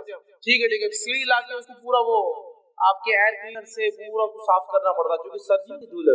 फिर वो निकल कर आता और फिर पढ़ा जाता, फिर तारीफ मोरे शगड़ दादा ने लाए थे तब का। अरे मेरे भाई सुभान अल्लाह, इतने दिन का बचा क्यों वो कुरान इस्तेमाल हो के, क्योंकि दुनिया के और आप पड़ जाते हैं, इस्तेमाल कर करके खत्म कर देना था, नया लाना चाहिए रखा क्यों कि अल्लाह की किताब गाइड बुक जो किताब रहनुमाई देती दुनिया में, उसको इतना साफ सुथरा क्यों रखा। पढ़ो, पढ़ के उसको इस्तेमाल करो, उसके और आप ढीले होंगे, फट जाएंगे, नए लाना पड़ेंगे। और ये मतलूब भी याद रखना, कुरान को पढ़ना नहीं, पढ़ने से उस किताब की हालत हो जाती है। देखिए जो कुरान तालिबीन हाफिज बनते हैं उनके कुरान की हालत देखिए कैसे जाते हैं, पढ़ने से आप पीछे का वारा पड़ जाता, सामने की 4 से पढ़ गए, 20 के वारा, क्यों? इसलिए कि वो इस्तेमाल कर रहा है ना, उस किताब को यूज कर रहा है, तो दुनियावी कागज तो खराब हो जाता है। तो हमारी तो ये हालत है, पढ़ने पढ़ाने का नज़्म जरूर बानी। इसी तरह वो अमल जिसके करने से फरिश्ते नाजिल होते हैं, उसमें से एक अमल है सोते वक्त आयतल कुर्सी का पढ़ना, इससे फरिश्ते नाजिल होते हैं। और इतना सादा, इतना आसान, इतना छोटा अमल है आयतल कुर्सी, 10 जुमले उसमें, सिर्फ आयत तो एक ही है लेकिन जुमले 10 है उसमें, 10 जुमले एक आयत, वो भी नहीं होता सोते वक्त, है ना। और वैसे भी बहुत सारे लोगों को जिक्र का मौका कहाँ मिलता है, टीवी देखते देखते आंख बंद होती, टीवी चालू है, आवाजें चालू है, जब तक आवाज आए भी नहीं आती, साइकोलॉजिकल डिस्टर्ब हो गए उसको देख देख कर, इत्मीनान खो बैठे हैं, शोर के अंदर नींद आती, तो फिर वो देखते हैं सॉरी कहाँ अल्लाह का जिक्र और क्या है पढ़ा कीजिए। सही बुखारी की रिवायत है, अबू हुरैरा रज़ियल्लाहु अन्हु फरमाते हैं حدیث بہت لمبی ہے، اتنا وقت نہیں کیونکہ بہت طویل حدیث ہے، آپ سب جانتے بھی اس روایت کو۔ ابو ہریرہ رضی اللہ عنہ فرماتے ہیں میں جو ہے زکوٰۃ کی کھجوروں پر مجھے تعینات کیا گیا تھا، رات میں ایک شخص آیا اور زکوٰۃ کی کھجوریں جس جگہ بھر کر رکھی گئی تھی اس کنٹینر کو پکڑ کر چرانے لگا۔ میں نے جا کر پکڑا اور کہا کہ اب صبح اللہ کے رسول صلی اللہ علیہ وسلم کے پاس لے جاؤں گا، کھجور چرا رہے تھے، زکوٰۃ کا مال چرا رہے تھے۔ تو کہا نہیں میرے بھی بہت بھوکے، میں کل نہیں آؤں گا، تم چھوڑ دو۔ کہا ٹھیک ہے اب کل نہیں آنا، چھوڑ دیتے چونکہ رحم کھا کر کے، اور بیچارہ بھوکے بچے بھی، چل ٹھیک۔ صبح اٹھتے ہیں فجر میں کہتے اللہ کی ذکر، رات ایک آدمی آتا کھجور چرا رہا تھا، پھر آپ نے کہا کیا ہوا؟ تو کہا وہ بولا بیوی بچے بھوکے تو میں نے لے جانے دیا۔ تو کہا ابو ہریرہ آج پھر آئیں گا؟ اللہ رسول نے تو کہا لیکن کہ نہیں آئیں گا، نہیں کہا آج آئیں گا۔ ابو ہریرہ رضی اللہ فرماتے اب تو میں مستعد تھا چونکہ آپ نے بول دیے تھے آئیں گا، تو بس آنے ہی والا، میں کھڑا تھا اور آیا وہ پھر چرا تھا، پھر میں نے پکڑا، کہا آج تو گیا، اب تو لے جاؤں گا آپ کے سامنے اور صبح ذلیل کروں گا، چوری کر رہا تھا۔ تو کہا نہیں کہتے میں پریشان تھا، اب کل نہیں، یہ وعدہ تھا۔ کہا ٹھیک ہے چلے جائے، رحم کھا لیا۔ تیسرے دن پھر یہ ہوا، دوسرے دن آپ کے پاس فجر میں ملے، آپ نے فرمایا کیا ہوا رات؟ تو اللہ کے رسول صلی اللہ علیہ وسلم آپ نے کہا تھا وہ آیا، میں بالکل تعینات تھا، پھر کہاں ہے؟ کہا میں نے چھوڑ دیا رحم کھا کر۔ کیوں؟ بولے وہ اس کے بچے بھوکے تھے، پھر میں سے بڑی آہ بکا کرنے لگا، گزارش۔ کہا ابو ہریرہ آج پھر آئیں گے؟ کہا آج پھر تو کہاں جانے گا؟ تو ابو ہریرہ فرماتے ہیں میں نے سوچ لیا کہ آج نہیں چھوڑوں گا، آج۔ تیسرے دن پھر آیا، پکڑا، کہا آج کوئی ریکویسٹ نہیں، کوئی گزارش نہیں، کوئی بات نہیں چلنے والی، 2 دن سے تم آ رہے ہو۔ تیسرے دن آیا، کہا اب نہیں، تو کہا آج چھوڑ دو، اب نہیں آؤں گا، میں ایک بات تمہیں کلمہ سکھا دیتا ہوں، اگر اس کلمے کو پڑھ لو تو فرشتہ ایک آسمان سے نازل ہوتا ہے جو رات بھر فجر تک تمہاری حفاظت کرتا ہے اور شیاطین سے دور بھاگ جاتے ہیں۔ کہا کیا ہے؟ تو کہا سوتے وقت جو ہے آیت الکرسی پڑھ لینا۔ صبح ہوئی، فجر کی نماز پڑھی، نبی اکرم صلی اللہ علیہ وسلم ملاقات ہوئی، کہا ابو ہریرہ تمہارے خیری کا کیا ہوا، آیا تھا؟ تو کہا آج بھی آیا تھا۔ کہا کہاں ہے؟ تو کہا میں نے آج بھی چھوڑ دیا۔ تو کہا کیوں؟ تو کہا اس نے ایک کلمہ مجھے سکھا دیا جس کلمے کے بارے میں یہ کہا کہ اس کو پڑھنے سے رات بھر ایک فرشتہ اترتا ہے، نازل ہو کے حفاظت کرتا ہے، میں نے چھوڑ دیا۔ تو کہا ابو ہریرہ یہ بات تم نے سچ کہی ہے، اور تم جانتے ہو وہ کون تھا؟ کہا اللہ اس کے رسول زیادہ جانتے ہیں، مجھے تو نہیں پتا۔ کہا وہ شیطان تھا، وہ ہمیشہ جھوٹ بولتا ہے لیکن یہ بات اسے سچی بولی ہے، یہ بات یہ سچ بولا اس نے، باقی وہ جھوٹا ہے، بڑا شیطان تھا۔ تو دیکھیے آپ، شیطان دور ہو جاتا ہے تلبسی پڑھنے سے، فرشتہ رات بھر حفاظت کرتا ہے۔ اب لوگ پریشان ہیں حفاظت کی، مال کی، دولت کی، ہے نا، بہت ساری چیزیں۔ آیت الکرسی پڑھی، بہت سیدھے اور سادے اصول دیے گئے۔ میں سمجھتا ہوں فرشتوں کی سیکیورٹی اور ان کا نازل ہونا اس سے بڑی کوئی سیکیورٹی نہیں ہو سکتی، سمجھ رہے آپ؟ ان کا آ جانا، کسی کے لیے تعینات ہو جانا، اس سے بڑا کچھ۔ لیکن اب مسئلہ یہ ہم لوگوں کا کہ بات سمجھ میں نہیں آتی۔ اب ایک سین تصور کیجیے کہ سمجھ لیجیے ایک شخص آپ کے سامنے آ رہا ہے اور اس کے پیچھے 2 پولیس والے چلتے ہوئے آ رہے ہیں، ملنے کی ہمت کرتے آپ، بہت بھاری آدمی ہے کہ وہ پولیس ساتھ چل رہی تھا، اس کو تو کوئی حد بھی نہیں لگا سکتا کہ وہ پولیس والے ساتھ رہتے ہیں، سادے پولیس والے۔ اب پولیس والے جن کے پاس بندوقیں لگی ہوئی ہو، اس کا تو مقام بڑھ گیا نہ ہو، اسٹین گنس ہو اور بڑھ گیا، AK-47 لے کے اس کے پیچھے جا رہے اور بڑھ گیا، پولیس سے ہٹ کر ٹوپی صرف بدل جائے، ٹوپی کے بدلے کالا کپڑا ہو تو پھر بہت خطرناک آدمی دکھ رہے تھے۔ اتنی بڑی سیکورٹی، ٹوپی نہیں سر پہ، وہ سر پہ کفن باندھا ہوئی آدمی اس کے ساتھ گھوم۔ کمانڈوز جو ہوتے ہیں وہ کفن باندھے ہیں نا، ان کا یہ مقصد ہے کہ اب جان بھی جائے تو کوئی مسئلہ نہیں، ٹوپی نہیں تو مطلب بہت بڑا آدمی دکھ رہا ہے، سمجھے نا، اندازہ ہوتا ہے۔ اب اندازہ لگائیے فرشتہ کھڑا ہے آپ کی رات بھر، اللہ تعالیٰ کی ایک مخلوق جس کی طاقت، حیت، کیفیت، توانائی ایسی ہے کہ یہ روایت میں آتا ہے کہ ایک فرشتہ جو خبر میں قرآن نہیں پڑھتا تھا اس کو جو سزا دینے پر متعین رہے گا، وہ ایک گز لوہے کا اٹھائیں گا سلاخ اور اٹھا کے دم ماریں گا ایک آدمی جس نے قرآن نہیں پڑھا تھا دنیا میں خبر میں، اتنے زور سے وہ آدمی چلائیں گا اور کسر ریزہ ریزہ بن کے ہوا میں اڑ جائیں گا کہ تمام مخلوق زمین و آسمان کی سوائے جن اور انس کو چھوڑ کر اس کی چیخ کو سنیں گی۔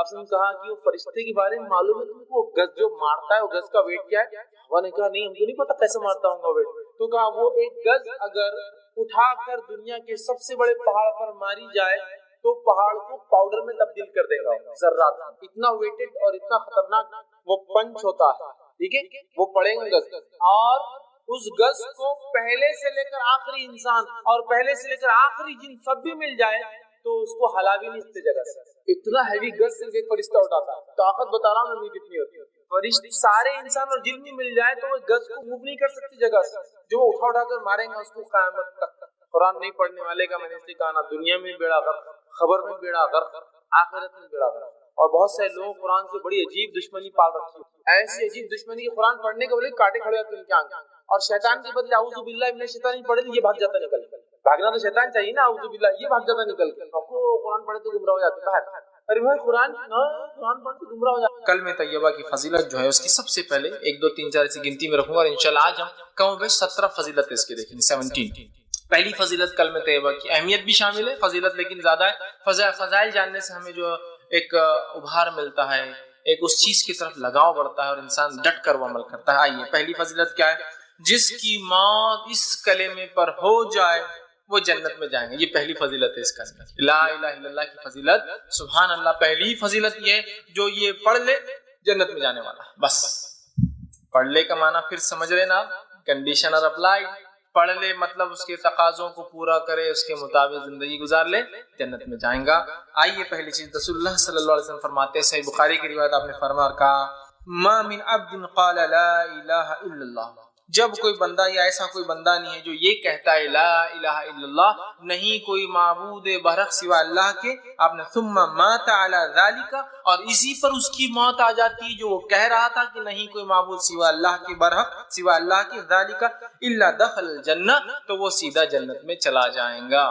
نہیں کوئی ایسا بندہ اللہ کا جو یہ کہہ دے لا الہ الا اللہ، اس کے تقاضوں کو پورا اس میں زندگی گزار لے، وہ مرنے کے بعد سیدھا دخل الجنہ، جنت میں چلا جائے گا۔ جو اس کلمے کے مطابق زندگی گزارے اور اس کی موت اس کلمے پر ہو جائے وہ جنت میں جانے والا ہے۔ میں نہیں سمجھتا ہوں اس سے بڑی کوئی فضیلت اور کسی کلام کی ہو سکتی ہے کہ جس کلام کو انسان زندگی میں پڑھ لے اور اس کلام کے مطابق، اس کلمے کے مطابق، اس سینٹنس کے مطابق زندگی گزرے اور اس کلمے کے ساتھ وہ مر جائے، دنیا سے چلا جائے، دخل الجنہ، جنت میں وہ جانے والا ہے۔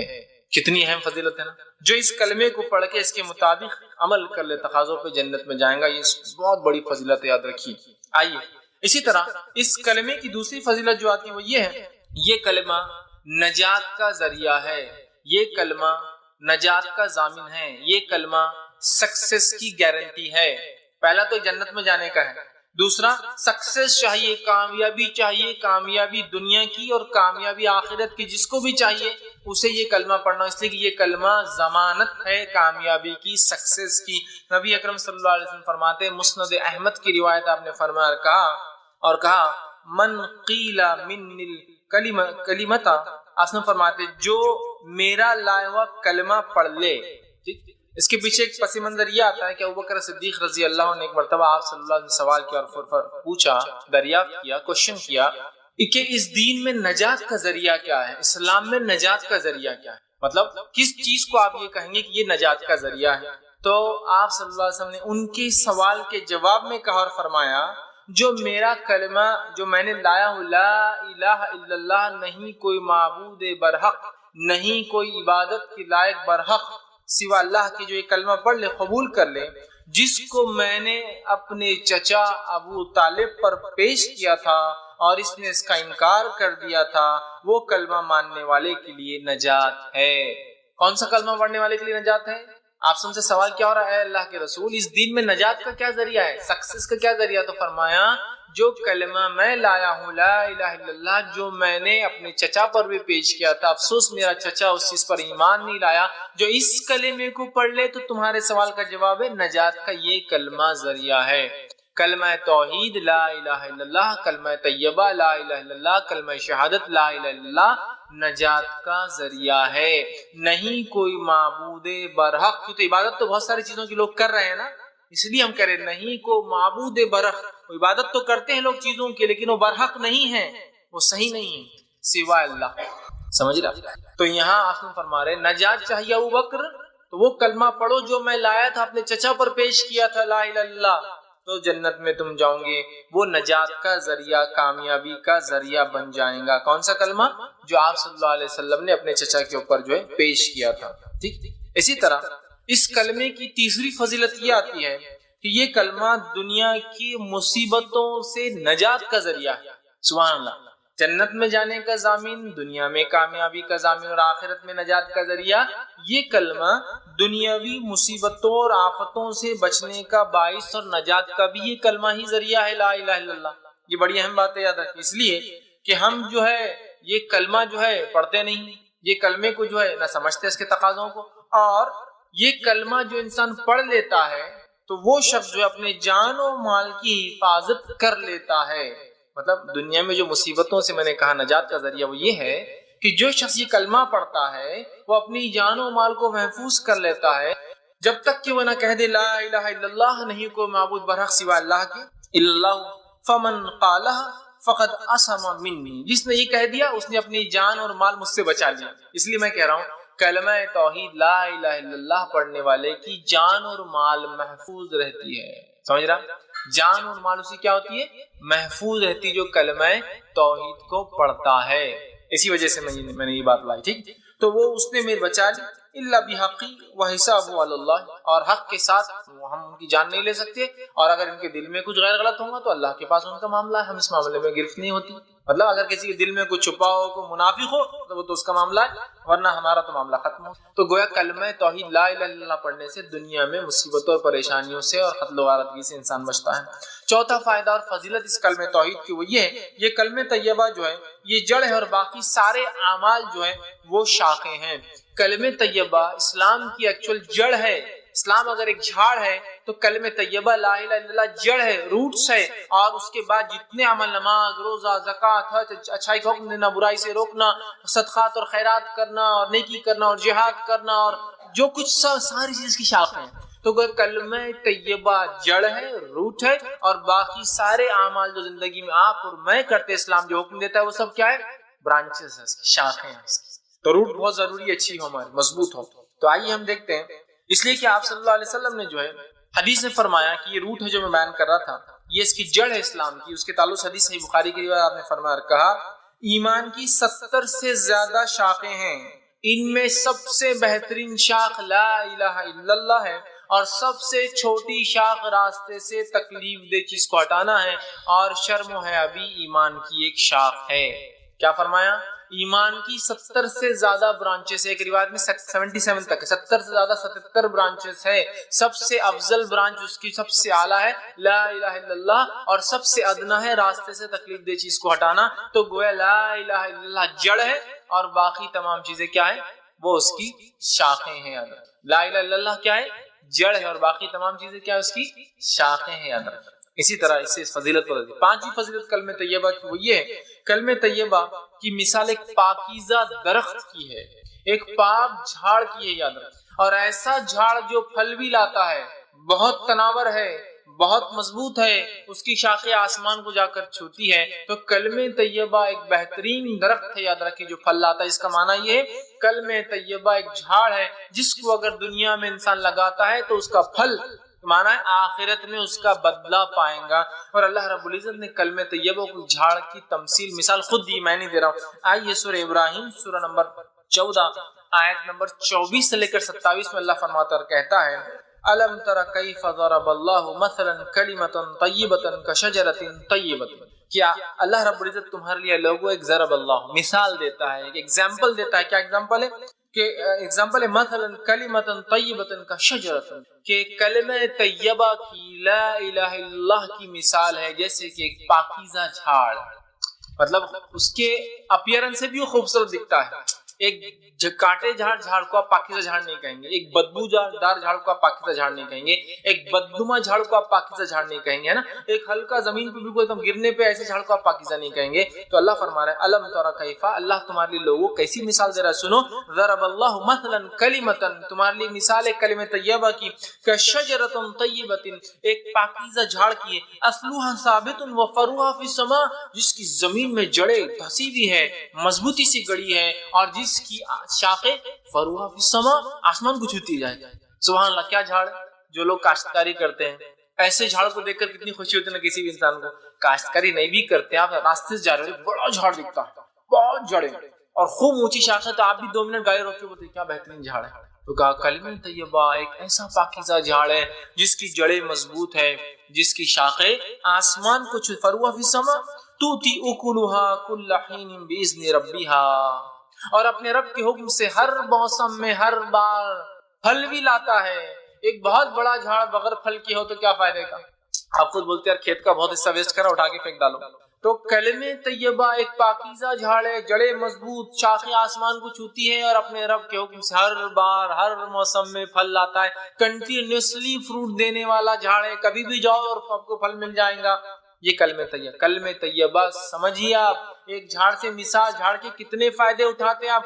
کچھ جھاڑ کو اگر پتے نہ ہو، شاخیں نہ ہو، تو آپ جڑ سے فائدے اٹھاتے ہیں، اس کی چھال سے فائدے اٹھاتے ہیں. کئی کھانوں میں چھالیں استعمال ہوتی ہے، کئی دواؤں میں چھالیں استعمال ہوتی ہے. اس کی شاخیں بڑی ہو تو آپ کاٹ سکتے ہیں، پھر وہ بڑھیں گی. اس کے پھل آتے ہیں تو جھاڑ کی آپ خدمت کریں گے، اس کے پھل سے آپ پیسہ کمائیں گے. کلمہ طیبہ سوائے نفع کے اور کچھ نہیں دینے والا ہے ہم کو. اس لیے جھاڑ کی مثال، کیونکہ جھاڑ کا ہر پارٹ جو ہے نفع بخش ہوتا ہے. بتائیے آپ جھاڑ کا کون سا پارٹ نفع بخش نہیں؟ جڑیں نکل رہی ہے تو کبھی کوئی دانت اس سے مانج رہا ہے، کبھی کوئی دوا بن رہی ہے، کبھی کسی چیز میں استعمال ہو رہا ہے نا. کبھی چھالیں ہو رہی ہے تو آپ کھانے میں ڈال رہے ہیں. دار چینی کیا ہے؟ وہ بھی ایک چھال ہے. بہت سے لوگ مختلف کھانے اس سے بناتے ہیں. لکڑی نکل جائے تو جلانے میں کام آتی ہے، کشتیاں بنتی ہے، دکان بنتے ہیں، گھر بنتے ہیں، مکان بنتے ہیں، سامان بنتا ہے. اگر پتے ہیں تو جانور ہمارے کھا کے فائدہ اٹھاتے ہیں. پھول لاتا ہے تو خوشبو ہوتی ہے، دوائیں بنتی ہے، کیا کچھ نہیں ہوتا. اس طرح پھل لاتا ہے تو پھل بیچ کے نفع کمایا جاتا، پھل کھا کے فائدہ اٹھایا جاتا. پھل سے بیج نکلتے، بیج سے اور جھاڑ لگایا جا سکتا ہے. جھاڑ کبھی بھی نفع بخش ہوتا ہے کسی بھی صورت میں. سوکھا جھاڑ بھی ٹوٹ کے پڑا ہے تو بھی کام کا، اس لیے جلانے میں کام آتا ہے. تو کلمہ طیبہ پڑھنے والے کو کبھی نقصان نہیں ہوگا، اس لیے کہ وہ ایک ایسی چیز کو مان رہا ہے جو ایسا درخت ہے جس کی زمین کے اندر جڑیں گڑی، آسمان کو اس کی شاخیں چھوتی ہے. اور خاص بات تو یہ ہے پھلدار بھی ہے. اگر اتنا بڑا درخت پھل نہ لائے تو آدمی مطلب اکھاڑ دو، دوسرا کچھ لگا دو، چھوٹا پھلدار ہوگا. پھل بھی لاتا ہے ایوری سیزن، ہر موسم میں. آگے اللہ نے فرمایا باذن ربی، اللہ کے حکم سے لاتا ہے. وَيَضْرِبُ اللَّهُ الْأَمْثَالَ لِلنَّاسِ لَعَلَّكُمْ يَتَذَكَّرُونَ. اللہ ہے مسلمانوں، اے لوگوں تمہارے لیے مثال بیان کرتا ہے، ٹھیک، تاکہ تم غور و فکر نصیحت حاصل کرو. تذکرون، سوچو اس پر. کیسی مثال ہے کلمہ طیبہ کی؟ آئیے آگے. وَمَثَلُ كَلِمَةٍ خَبِيثَةٍ كَشَجَرَةٍ خَبِيثَةٍ اجْتُثَّتْ مِنْ فَوْقِ الْأَرْضِ مَا لَهَا مِنْ قَرَارٍ.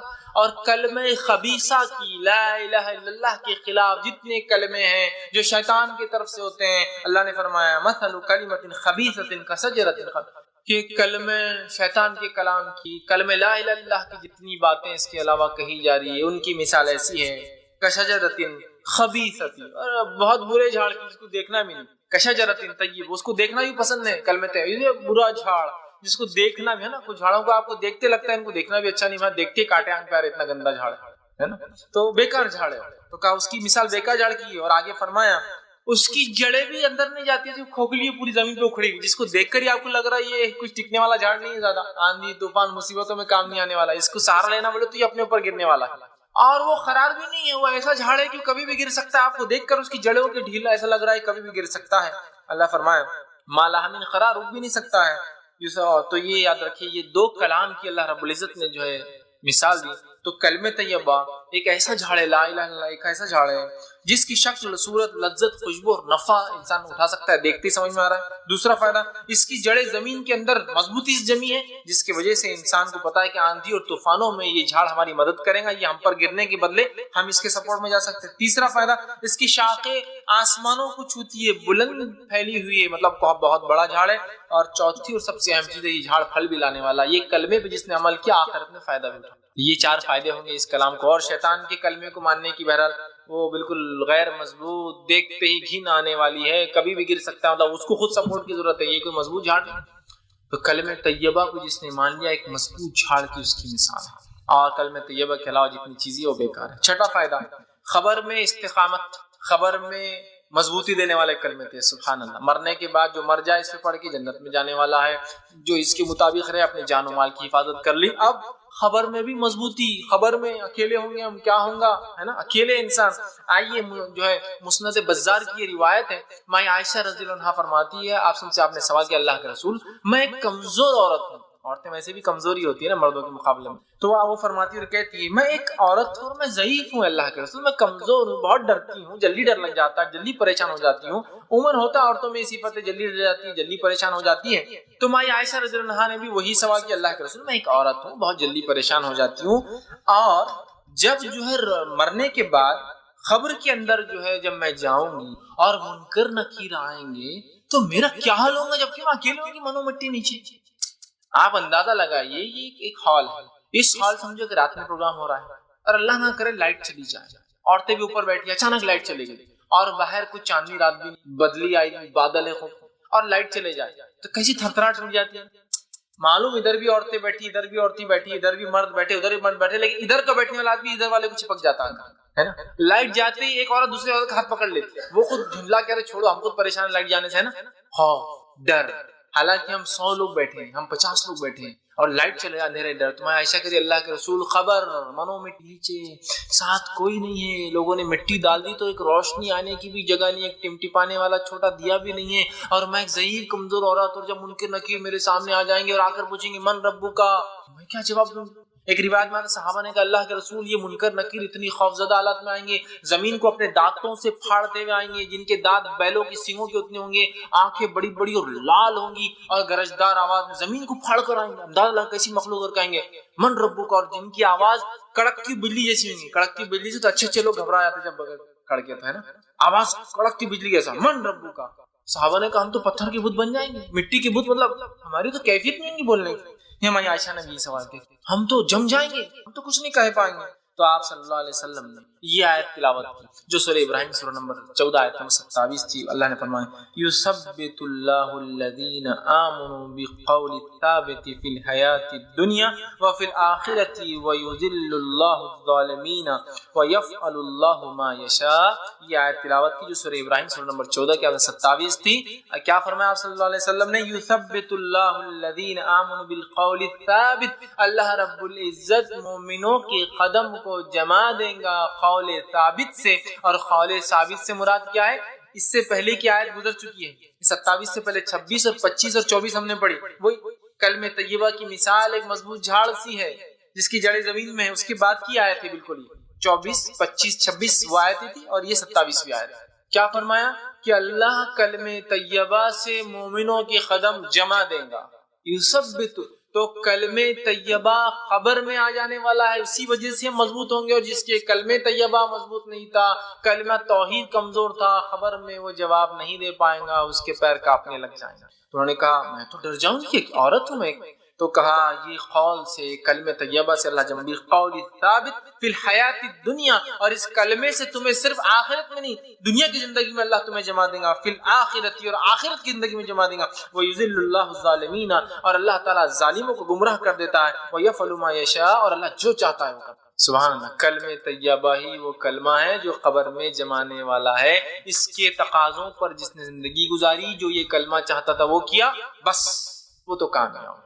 قبر میں یہ کلمہ فائدہ دینے والا ہے, اس بات کو یاد رکھیے. عثمان بن عفان رضی اللہ عنہ سے ایک روایت ہے, یہ جو سنن ابو داؤد کی روایت ہے, حضور صلی اللہ علیہ وسلم جو ہے میت کو دفنانے سے جب فارغ ہوتے تو وہاں ٹھہر جاتے اور کہتے اپنے بھائی کے استقامت کے لیے, اس کے قدم جمنے کے لیے, اس کے سوال جواب میں آسانی کے لیے, اور اس کے استغفار, اس کے لیے مغفرت کی دعا کرو. سوال و جواب میں آسانی کے لیے دعا کرو اور استغفار کرو. تو گویا حکم دیا گیا دعا کرنا چاہیے میت کے لیے کہ اللہ اس کے سوال جواب میں آسانی کے دفنانے کے بعد, اور اس کے جو ہے استغفار, اس کے گناہوں کو معاف کرے. یہ ہمیں کرنا چاہیے. یاد رکھیے یہ بات بڑی اہم چیز ہے, یاد رکھیے. اسی طرح جو ہے 7واں فائدہ ہے, جامع ترمذی کی روایت ہے, اور 7واں جو فائدہ ہے, بہرحال 7واں جو فائدہ ہے اس کلمے کا, اس کی فضیلت ہے, یہ سب سے بہترین ذکر ہے. آپ صلی اللہ علیہ وسلم نے فرمایا کہا, جامع ترمذی کی روایت, حدیث کا الفاظ اس طرح سے آپ نے فرمایا کہا, آپ نے فرمایا تمام ذکر میں سب سے افضل ذکر لا الہ الا اللہ ہے, اور تمام دعاؤں میں سب سے افضل دعا الحمدللہ ہے. سب سے افضل ذکر کیا ہے؟ لا الہ, اس سے افضل کوئی ذکر نہیں. یاد رکھیں لا الہ الا اللہ سب سے افضل ذکر ہے. ہم اپنی زندگی کا معمول بنا دیں لا الہ الا اللہ, لا الہ الا اللہ, اٹھتے بیٹھتے سوتے جاگتے کھاتے پیتے آتے جاتے, بس ایک ورد لگا رہے زبان پہ, لا الہ الا اللہ, لا الہ الا اللہ, لا الہ. سب سے بہترین ذکر لا الہ الا اللہ, سب سے بہترین دعا الحمدللہ. یہ اس کا 7واں فضائل تھے. 8ویں فضیلت اس کلمے کی اور کلام کی, کلمہ طیبہ جو شخص پڑھے گا روز قیامت نبی اکرم صلی اللہ علیہ وسلم کی شفاعت کا مستحق ہوں گا. پڑھے گا سے مراد اس کے تقاضوں کے ساتھ عمل کر کے دنیا سے گیا ہو, اسی پر قائم تھا, تو آپ شفاعت سفارش کریں گے. صحیح بخاری کی روایت ہے, آپ صلی اللہ علیہ وسلم فرمایا کہا جو اس کلمے کو سچے دل سے پڑھیں گا رسول اللہ علیہ وسلم کی شفاعت حاصل ہوگی. آپ فرماتے اسعد الناس بشفاعتی یوم القیامت من قال لا الہ الا اللہ خالصا من قلبہ ونفسہ. جس شخص نے میری شفاعت کا مستحق روز قیامت وہ انسان بنے گا, وہ سعادت مند انسان ہوگا جس نے سچے دل سے اپنے نفس میں ہی صحیح یہ کہا ہوں گا لا الہ الا اللہ، میری شفاعت ہے۔ نبی اکرم صلی اللہ علیہ وسلم ایسے شخص کی شفاعت، سفارش، گزارش کریں گے اللہ کے سامنے جس نے کیا پڑھا ہوں گا؟ لا الہ الا اللہ۔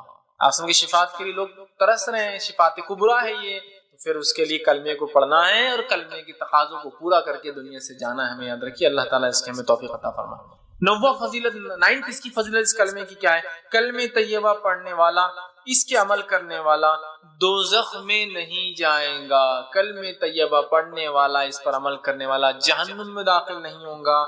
ابو یعلا کی روایت ہے، ابو ہریرہ رضی اللہ عنہ فرماتے اور کہتے ہیں رسول اللہ صلی اللہ علیہ وسلم فرمایا کہا تم کثرت سے کلمہ طیبہ پاکیزہ کلام کو پڑھا کرو۔ وہ کیا ہے؟ لا الہ الا اللہ کو پڑھو، کہتے رہو، اس سے پہلے کہ تمہارے پاس اس کلمے اور طیبہ کے درمیان گیپ آ جائے، خلا آ جائے، مطلب موت آ جائے۔ کلمہ طیبہ کو خوب پڑھتے رہو اس سے پہلے کہ تم اور یہ الگ ہو جائے، مطلب موت آ جائے تمہارے اندر اور اس کے درمیان حائل ہو جائے، یعنی موت آنے سے پہلے اس کو کثرت سے پڑھو۔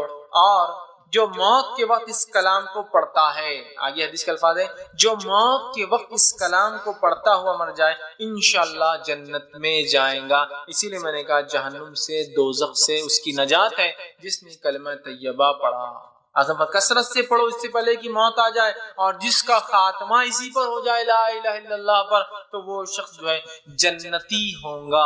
اللہ رب العزت ہم تمام کو توفیق دے کہ ہم لوگوں کا خاتمہ اسی کلمے پر ہو، جس کا خاتمہ اس کلمے پہ ہو لا الہ الا اللہ، بس وہ جنت میں جائیں گا۔ آپ نے فرمایا اسی طرح آپ آگے فرماتے ہیں، مسند احمد کی روایت میں آتا ہے رسول اللہ صلی اللہ علیہ وسلم فرمایا میں ایک ایسا کلمہ جانتا ہوں جو اس کو سچے دل سے پڑھا اور مر جائے تو دوزخ کی آنکھ اس پر حرام ہو جائیں گی۔ صحابہ نے کہا کیا کلمہ ہے؟ تو کہا لا الہ الا اللہ، دوزخ کی آنکھ حرام۔ یہ کلمہ بڑا اہم کلمہ ہے، ہمیشہ اللہ سے حسن خاتمہ کی دعا ہم کرتے ہیں کہ یہ دعا ضرور کرے کلمے سے ہمارا جو خاتمہ ہو، کلمے سے مراد لا الہ الا اللہ، بڑی اہم چیز ہے، جس کا خاتمہ ہو گیا وہ جنت میں چلا گیا۔ ایک روایت میں جس کی شروعات پہلا کلام اس کی زندگی کا لا الہ الا اللہ ہو اور جس کا خاتمہ لا الہ الا اللہ پہ، وہ جنت میں جائیں گا۔ اب ظاہر سے تو پہلی بار جب کوئی کہیں گا تو بچوں کو بہت تربیت دینا پڑے گی کہ پہلی بار بولے تو ممی ڈیڈی چاچا پھپھا یہ وہ بولنے سے پہلے کیا بولے؟ لا الہ الا، بہت ٹریننگ دینا پڑے گی نا، بچپن سے بولتے رہنا، جب پیدا ہوئے 1-8 مہینے بولو بولو بولو، تو جب بولیں گے تو لا الہ الا اللہ۔ اب پہلا کلمہ اور آخری کلمہ بڑی اہم بات ہے، وہ تو جنت میں۔ ٹھیک، 10ویں فضیلت اس کلمے کی جو آتی ہے یہ کلمہ طیبہ پڑھنے پر آسمان کے دروازے کھول دیے جاتے ہیں اور یہ کلمہ سیدھے عرش تک پہنچ جاتا ہے۔ اس کی خصوصیت اس کلمے کی، آئیے حدیث کے الفاظ سنیے۔ جامع ترمذی کی روایت ہے، آپ نے فرمایا کہا رسول اللہ نے فرمایا کہ جب بندہ سچے دل سے لا الہ الا اللہ کلمہ طیبہ پڑھتا ہے، لا الہ الا اللہ پڑھتا ہے، تو اس کے واسطے آسمانوں کے دروازے کھول دیے جاتے ہیں اور یہ کلمہ عرش الہی تک پہنچ جاتا ہے، مگر شرط یہ ہے کہ اس کلمے کو پڑھنے والا گناہ کبیرہ سے بچتا رہے۔ تو یہ کلمہ عرش تک پہنچ جاتا ہے سیدھا، مطلب یہ کلمہ ڈائریکٹ میسج ہے، رب کو چلا جاتا ہے سیدھا نکل۔ آسمان کا کوئی دروازہ اس کو وتھ ہیلڈ روک نہیں سکتا، یہ سیدھے 7واں آسمان کو پار کرتا ہے، رب کے عرش کے پاس چلا جاتا ہے۔ لیکن کنڈیشن یہ ہے اس کلمے کے عرش تک پہنچنے کے لیے کہ انسان کبائر سے، گناہ کبیرہ سے بچتا ہے نا، بڑے بڑے گناہوں سے نہ بچے تو یہ کلمہ عرش تک نہیں پہنچتا، بیچ میں رک جاتا ہے۔ تو یہ کلمے کی پہنچ سیدھا عرش تک، سیدھا اوپر چلے جاتا ہے، وداؤٹ کوئی مطلب ہوتا ہے آپ کو کسی کو SMS بھیجنا ہے، کوئی بڑے آدمی سے بات ہی کرنا ہے تو 10 جھمیلے ہوتے ہیں اس کے پیچھے۔ رب سے اگر تعلق قائم کرنا ہے تو کلمہ عرش تک پہنچ جاتا ہے، صرف شرط یہ کہ گناہ کبیرہ سے انسان بچتا ہے۔ تو اس کلمے کی پہنچ عرش تک ہے، کیونکہ عرش والے کا کلمہ ہے تو عرش تک پہنچ بھی جاتا ہے، بس پہنچانے والا گناہ کبیرہ سے بچتا ہے۔ 11واں اس کی فضیلت اس کلمے کی آتی ہے کہ مرنے والے کے پاس لا الہ الا اللہ پڑھانا چاہیے، اگر پڑھتے ہوئے مر گیا تو جنت، مطلب پہلے تو آ گئی بات مرتے وقت جو پڑھ لے جنت میں، لیکن یہاں اضافہ کیا ہے؟ مرنے والے کو لا الہ الا اللہ کی تلقین کرنا چاہیے۔ اس سے یہ بات پتہ چل رہی ہے کہ بہت اہم کلمہ ہے، بہت بڑی فضیلت ہے، تبھی تو مرنے کے وقت یہ کہنا ہے ہم کو، کس کو؟ مرنے والے کو کیا کہنا ہے؟ لا الہ الا اللہ کی تلقین ہے۔ حدیث کے الفاظ دیکھیے، 11ویں فضیلت ہے یہ، طبرانی کی روایت ہے، آپ صلی اللہ علیہ وسلم فرما رکھا ہے، نبی اکرم نے فرمایا اور سامنے کہا کہ لا الہ الا اللہ جس نے پڑھا وہ اس کلمہ طیبہ کو سن کر خود بھی پڑھے، مطلب آپ نے فرماتے ہیں جو مرنے والے کے پاس جائے اور اس کے پاس جا کر لا الہ الا اللہ پڑھے اور اس مرنے والے کو تلقین کرے، خود بھی پڑھے اور اس کو تلقین کرے، اگر یہ موت کے وقت پڑھتا ہوا مر گیا تو جنت میں ہوگا۔ صحابہ نے سوال کیا، رضوان اللہ تعالی اجمعین نے سوال کیا کہ عرض کیا رسول اللہ صلی اللہ علیہ وسلم اگر کوئی تندرستی کی حالت میں اس کو پڑھے؟